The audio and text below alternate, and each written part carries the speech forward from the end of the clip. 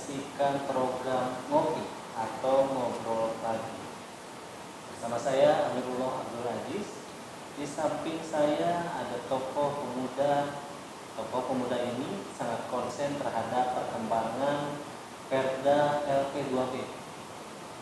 Di mana di samping saya ada Didi Suheri. Didi Suheri. Ya. Di sebelahnya Dede Rizwan. Dede Rizwan.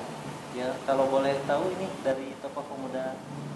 Saya kalau misalkan disebut tokoh pemuda mungkin terlalu wah lah begitu kan.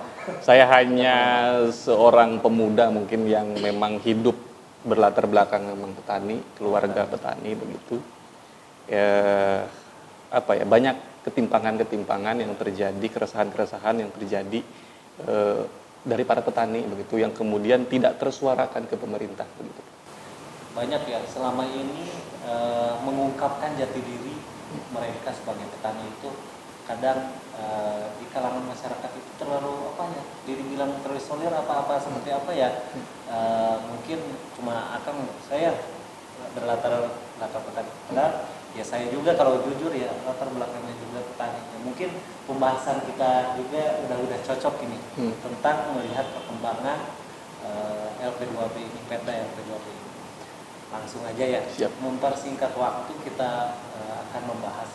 Sebenarnya sudah dirasakan apa belum melihat Perda ini kan sudah beberapa waktu lalu sudah juga dijalankan. Tinggal ya mungkin menunggu peraturan bupati. Namun melihat hal ini menurut Akang sendiri seperti apa? Oke. Saya memang hidup di pedesaan begitu, di pelosok Karawang begitu. Untuk persoalan LP2B ini, saya kira belum ada sosialisasi. Ke petani-petani begitu. Saya kemudian masyarakat di sekitar yang memang notabene petani begitu tidak mengetahui persoalan LP2B. Malah tidak mengetahui. Tidak mengetahui LP2B. Jadi mungkin begitu pemerintah juga melalui Dinas Pertanian mungkin belum mensosialisasikan itu atau belum sampai, atau memang mungkin tidak ada niatan untuk mensosialisasikan itu begitu ke petani begitu. Mungkin kebanyakan ya apa sih LP2B ya? Jangankan runtutan peraturannya, nama atau singkatan LP2B itu apa ya? Betul. Nah, ya mungkin di Akang ya yang di bawah ini melihat LP2B ini dengan sosialisasinya kurang. Apa sih yang diharapkan LP2B ini kepada para petani?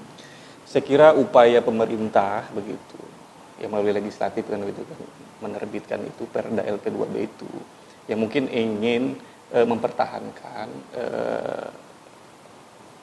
wilayah pertanian kita yang ada di Karawang. Ya, kita ketahui bersama bahwa Karawang ini terkenal sebagai lumbung padi. Pada saat itu mungkin. Pada saat itu.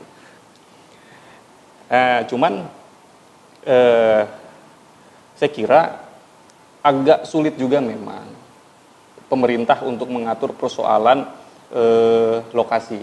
Artinya zona ini tidak boleh ini tidak boleh itu begitu. Karena persoalannya sawah ini kan bukan milik pemerintah. Ya enggak, ini kan milik masyarakat. Milik masing-masing warga. Siapa tahu nanti kemudian para pembisnis begitu datang langsung ke petani, menawar lahannya dengan harga yang mahal. Kemudian karena tidak ada sosialisasi LP2B begitu, bisa saja mereka tergiur menjual sawahnya begitu. Itu. Malah kalau cara ini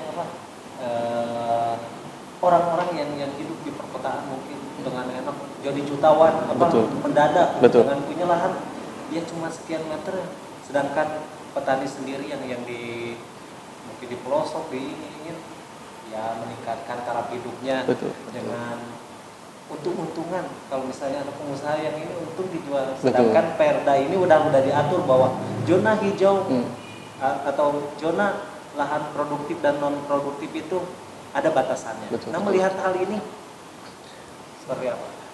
Saya lihat begini, Pak.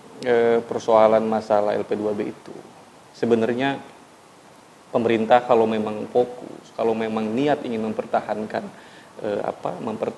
pertanian di Karawang, saya kira tidak hanya dengan LP2B saja. Karena saya kira tidak begitu efektif dengan adanya LP2B ini. Tadi persoalannya karena tanahnya kan milik tanah perorangan, bukan pemerintah, Bang. Ya petani mau jual ya terserah gua kan begitu, sawah-sawah gua kan begitu. Kan begitu. Nah itu. Nah, harusnya ada apa? Nah, kita pasti melihat di zaman anak-anak muda sekarang, anak-anak milenial sekarang kan zaman now ini. Saya kira menjadi petani ini terkesan kumuh begitu. Terkesan masyarakat pinggiran, miskin begitu. Nah itu stigma itu kemudian yang harus coba pemerintah bantah begitu. Dengan melakukan apa? Ya saya kira dengan melakukan kampanye-kampanye bahwa pentingnya menjadi petani itu seperti apa. Gitu. Sebenarnya kalau pemerintah niat, saya kira hal itu bisa direalisasikan. Kita juga tahu kan di Karawang itu kan banyak ada duta-duta pariwisata, kemudian ada putri padi begitu. Saya kira bisa dimanfaatkan duta-duta tersebut untuk menyasar generasi milenial ini, untuk mereka melek begitu, betapa pentingnya menjadi seorang petani itu, betapa bangganya menjadi seorang petani itu. Ya, jangan kan gitu ya, anak sekolah dasar juga mungkin cita-citanya, kamu pengen jadi apa? Ya nggak ada yang menjawab petani. Saya pengen jadi petani handal, nggak ada. Bahkan sekelas ya maaf gitu, udah lulus sarjana udah kadang ya kalau di sawah pegang pacul aja udah nggak mau. Betul. Nah stigma itu yang harus dihapuskan. Betul. Nah, ada pendapat cara menghapuskan stigma itu? Pertama begini, kalau saya lihat, saya melihat di sana di daerah yang terjadi di sawah itu, di lahan itu. Pertama hari ini yang terjadi oleh petani itu sulitnya mencari tenaga kerja atau kuli. Biasanya kuli tandur itu juga memang agak sulit sekarang. Karena banyaknya yang sudah tua-tua begitu yang bekerja, yang muda-muda sudah tidak ada. Terus kemudian jarang juga ada petani muda begitu. Banyaknya tua-tua sudah berumur begitu. Nah, ini kalau misalkan tidak ada upaya dari pemerintah, saya kira 15 atau 20 tahun ini akan terjadi krisis petani itu. Nah, solusinya kata saya tadi untuk menghilangkan stigma itu, cobalah bagaimana pemerintah memberikan atau meningkatkan SDM dari para petani ini. Gitu, Pak. Ya mungkin pandangannya gini ya. Orang atau ya lulusan-lulusan baru lah ya, lebih tergiur kerja di pabrik karena notabene gajinya mahal, gajinya tinggi. Sedangkan untuk jadi petani aja ya mohon maaf untuk sehari mungkin cuma berapa rupiah. Ya, bukan mengkerdilkan profesi para petani, tapi untuk realitanya di saat ini seperti itu. Nah, sebenarnya apa ya yang salah dari stigma itu, dari pandangan masyarakat tentang wah buruh petani cuma menghasilkan sekian puluh ribu rupiah per hari, sedangkan kerja di pabrik sampai ratusan ribu per hari. Nah, apa yang salah? Saya kira kalau bicara tentang kemerdekaan, saya kira hari ini kemerdekaan itu ada di para petani, para pemilik tanah begitu. Bukan para buruh-buruh yang ada di pabrik begitu. Saya kira sekarang petani bisa mengatur waktunya sesuai dengan keinginan mereka. Hari ini pagi ini saya tidak ke sawah ataupun mau ke sawah kan terserah dia. Tidak akan ada yang melarang. Tetapi kalau kerja di pabrik, ya enggak, kita tidak bisa seenaknya. Kita sudah diatur oleh peraturan perusahaan begitu. Kita tidak bisa atur. Jadi bicara tentang kemerdekaan, saya kira yang merdeka ini hari ini adalah petani karena dia bisa mengatur waktunya sesuka mereka. Ya orang mindsetnya punya ya maaf gitu. Petani juga yang punya mungkin hektaran sawah baru dibilang sejahtera. Tapi karena kan kita kesulitan nih, para petani ini kesulitan mencari buruh petani. Karena yang namanya juga buruh, dia bekerja kepada orang ya. Dia nggak punya tanah, dia tidak punya penghasilan tetap, tidak bekerja ya profesinya itu. Nah, sejahteranya dilihat dari mana? Menurut Begini, semiskin-miskinnya petani, saya kira petani tidak akan membeli beras, tidak akan kekurangan beras. Saya kira begitu. Semiskin-miskinnya petani, setidak mampu-mampunya petani, persoalan beras menurut saya sudah selesai. Tinggal mencari lauk pauknya saja kan begitu. Nah itu Pak. Jawaban cerdas dari Akang ini. Ya mungkin ada pembahasan yang lebih signifikan. Balik lagi tentang LP2B ya. Tentang ini bukan hanya bicara soal lahan sama kesejahteraan petani aja. Lebih signifikan karena sosialisasinya belum ada dari pemerintah. Apa sih yang bisa dihasilkan LP2B untuk mensejahterakan masyarakat dengan sosialisasinya kita belum ini belum mendengar. Betul. Apa yang Kalau dari pandangan saya, bagaimana cara pemerintah untuk bisa mensosialisasikan kepada masyarakat luas terkait tentang LP2B ini, yang mana akan bisa dirasakan oleh masyarakat itu sendiri. Salah satunya mungkin bisa mensosialisasikan melalui gapoktan, karena gapoktan itu berada di masing-masing desa, itu pasti ada gapoktan. Dan saya yakin ketika pemerintah melakukan sosialisasi kepada desa-desa, kemudian desa melakukan sosialisasi kepada gapoktan, dan mereka akan mempunyai turunan. Nah, turunan itu ya kelompok-kelompok tani tersebut, yang mana LP2B ini akan bisa terasa oleh masyarakat itu sendiri. Jujur saya juga kan berada di tengah ya, orang tua saya petani gitu. Sampai saya juga pernah terjun ya, ke sawah ke ini. Nah, mungkin pada waktu itu juga kami belum merasakan apa itu namanya sejahtera jadi petani. Nah, mungkin dengan adanya Perda LP2B ini sebenarnya menjadi angin segar ya, sudah harapan baru untuk para petani. Betul. Nah, tapi dengan prosesnya itu nggak berjalan seperti yang diharapkan. Betul. Karena nggak dibarengi juga peraturan bupatinya. Betul. Iya. Nah, menurut Akang lebih signifikannya seperti apa? Kalau dilihat dari segi efektivitas, sebenarnya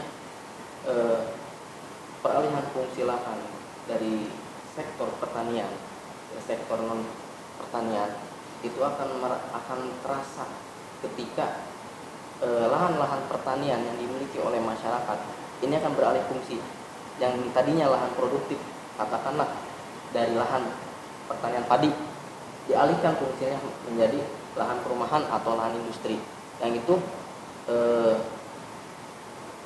yang akan membuat masyarakat semakin tidak sejahtera.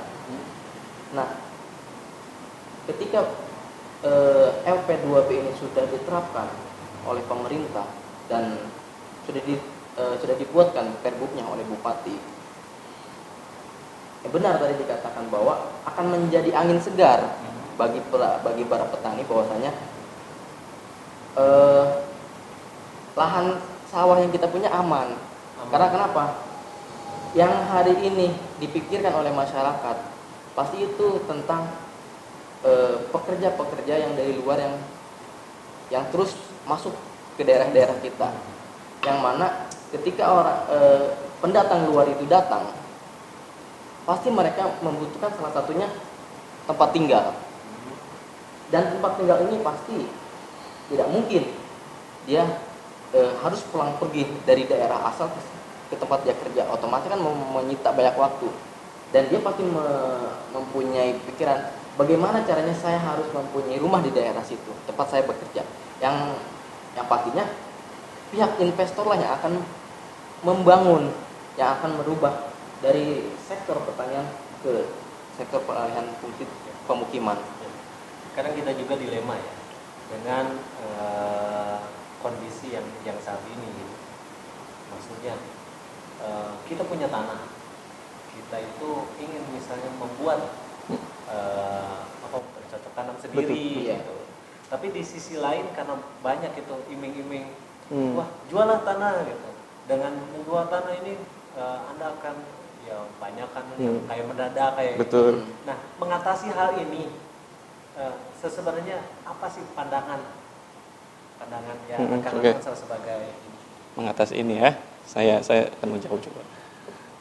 Pertama, kata saya harus ada yang namanya peningkatan kualitas SDM dari petani. Sok Akang pernah lihat tidak hari ini pemerintah ataupun dinas mengumpulkan para petani-petani, melakukan pelatihan-pelatihan kepada petani bagaimana kemudian bercocok tanam, cara bercocok tanam dengan menghasilkan kualitas padi yang bagus. Saya kira petani-petani di sana tidak pernah mendapatkan pendidikan dari pemerintah ataupun dari dinas pertanian. Mereka belajar bertani otodidak, turun temurun. Gitu. Nah, saya kira peningkatan kualitas SDM itu perlu untuk para petani. Gitu. Terus kan, biar tidak lagi merasa petani ini kaum terpinggirkan, termarginalkan. Saya kira juga hari ini, saya kalau lihat di Jepang kan, saya ini aja sama Jepang. Kalau di Jepang ini ada yang namanya Jepang itu bikin ini Jepang Agrikultur. Jadi suatu badan yang memang konsen menjamin hasil pertanian masyarakatnya. Bahkan dia juga menjamin stabilitas harga gabah itu mereka jamin.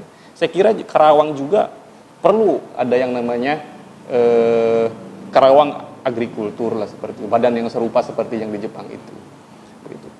Fungsinya apa? Tadi saya kira menjamin hasil panen para petani ini. Terus kemudian harga gabah itu juga harus dijamin begitu. Jangan sampai mereka terkena masuk ke tengkulak begitu kan, tahu sendiri tengkulak itu kan begitu kan. Nah itu saya kira itu. Terus kemudian juga cobalah hari ini bisa tidak pemerintah melakukan intervensi kepada pihak-pihak swasta kayak supermarket. Di Jepang itu kan, di supermarket itu ada foto-foto petani. Foto-foto petani dengan hasil produknya begitu dipajang di supermarket begitu. Gitu. Saya kira itu perlu sebagai bentuk pengakuan begitu agar merasa petani ini keberadaannya benar-benar diakui. Ya, karena kan selama ini yang kita rasakan ya, petani ini dengan kita pemerintah mensupport pupuknya ininya udah aman. Betul. Karena yang jadi polemiknya petani gagal panen karena yang mungkin hama Betul. atau pupuknya kurang. Betul. Nah selama ini mindset kita selalu ke Selalu sana. begitu. Tiap tahun tiap panen hasil padi kurang, wah ini kena hama, ini pupuknya kurang bagus. Ketika hasil panen melimpah, ya ini sudah biasa gitu setiap ini. Ya mungkin pembahasan kita lebih menarik lagi. Namun kita jeda dulu sejenak. Kita akan tetap membahas perbincangan tentang pentingnya LP2B dan mensosialisasikannya kepada masyarakat. Namun jangan kemana-mana, tetap di BOTV Indonesia.